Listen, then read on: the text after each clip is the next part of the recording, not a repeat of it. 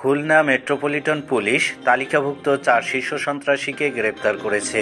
তথ্যভিডিওচিত্রে খুলনা থেকে আমাদের প্রতিনিধি মোহাম্মদ মিজানুর রহমান।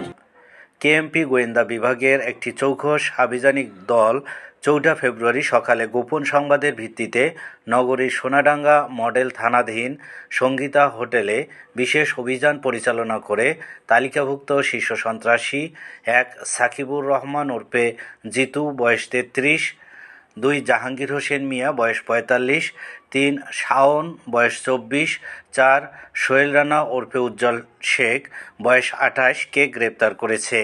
প্রাথমিক অনুসন্ধানে থানার রেকর্ডপত্র এবং সিডিএমএস যাচাই করে গ্রেপ্তারকৃত সন্ত্রাসী জিতুর বিরুদ্ধে হত্যা, ডাকাতি, দস্যুতা, চাঁদাবাজি, বিস্ফোরক আইন, দ্রুত বিচার আইন, বিশেষ ক্ষমতা আইন, নারী ও শিশু নির্যাতন দমন আইন এবং মাদক মামলা সহ ১৪টি মামলার তথ্য পাওয়া গেছে।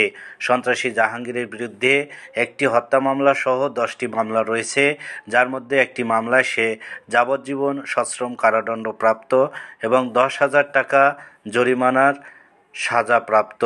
শাওনের বিরুদ্ধে ২টি হত্যা মামলা সহ ৬টি মামলা এবং সোহেলের বিরুদ্ধে বিভিন্ন অপরাধের ৯টি মামলার তথ্য পাওয়া গেছে। তাদের বিরুদ্ধে আরও মামলা আছে কিনা যাচাই বাছাই করা হচ্ছে। তালিকাভুক্ত এমনি পুরস্কার